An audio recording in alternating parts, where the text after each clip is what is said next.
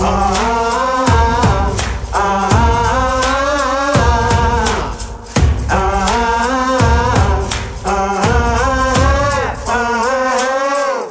что, друзья, всем привет! Это новый пранк, и сегодня мы будем проверять реакцию людей на... Ты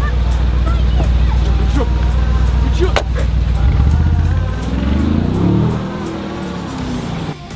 Брат, постой, пожалуйста. Слушай, буквально 2 секунды не постоишь с малым, мне надо забрать документы, а там коронка ходит, его не пускают из-за возраста. Минуту буквально. Брат, минуту. Все, постой только. Пускай только не отбегает никуда, пожалуйста. Спасибо, брат.